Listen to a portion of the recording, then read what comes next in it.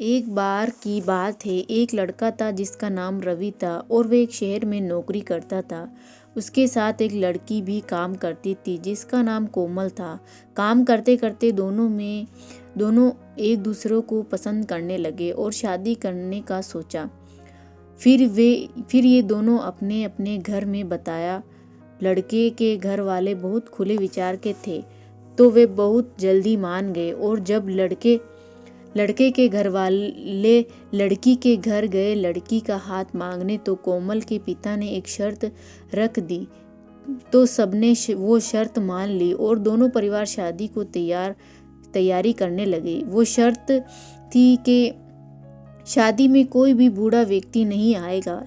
सब बहुत खुश थे क्योंकि आज वो दिन था जब रवि और कोमल का विवाह होना है। वे सब तैयार था, बारात निकलने वाली थी। तभी रवि के नाना ने जिद लगा ली कि वे शादी में जाएंगे। सब लोग ने मना किया लेकिन वे अपनी जिद पर ही रहे। उन्होंने कहा, मुझे कार की डिग्गी में डाल के ले जाओ लेकिन मैं जाऊंगा। फिर सब लोगों ने उनकी बात माननी पड़ी। उन्हें कार की डिग्गी में डाल दिया और बारात निकल पड़ी। सब नाचते गाते जा रहे थे। कोमल के घर से थोड़े दूर एक नदी थी जिससे पार करने के बाद एक पहाड़ आता था। उसके बाद कोमल का घर। जब बारात पुल पार करने वाली थी उन्होंने देखा लड़की के मामा खड़े थे। बारात रुक गई। रवि के दोस्त ने कोमल के मामा से पूछा कि क्या हुआ, आप यहाँ क्या कर रहे हैं। कोमल के मामा ने कहा कि मैं यहाँ बस तुम लोगों को ये बताने के लिए आया हूँ।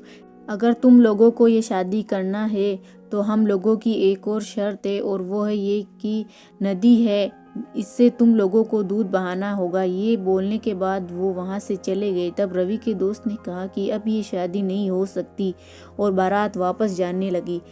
और दूर से कोमल के मामा ये देख के हंसने लगे। तभी नाना को ऐसा लगा जैसे कार अब वापस क्यों जा रही है। तब वो चिल्लाने लगे, मुझे निकालो यहाँ से। फिर उन्हें निकाला गया तो क्योंकि अब बारात वापस जा रही है। फिर उन्होंने पूछा, क्या हुआ, हम लोग वापस क्यों जा रहे हैं। रवि ने उत्तर दिया, क्योंकि नाना वो लोग चाहते हैं कि इस नदी में पानी की जगह दूध बहे, जो कि असंभव है। बस इतनी सी बात है। नाना ने कहा। अब सब उनकी ये बात सुन के सोचने लगे, क्या ये इतनी सी बात है।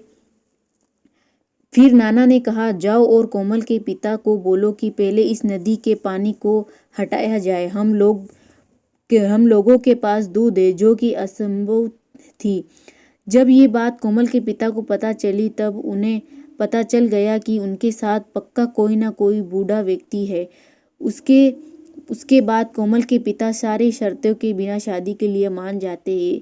इसके बाद रवि और कोमल की अच्छे भविष्य की शुरुआत होती है। आप दोस्तों, कहानी से सीख मिलती है कि आप कितना भी कुछ बन जाओ या कितने भी बड़े हो जाए, जो बूढ़ों के पास जिंदगी के अनुभव है वो आपके पास नहीं है, उनका आदर करो।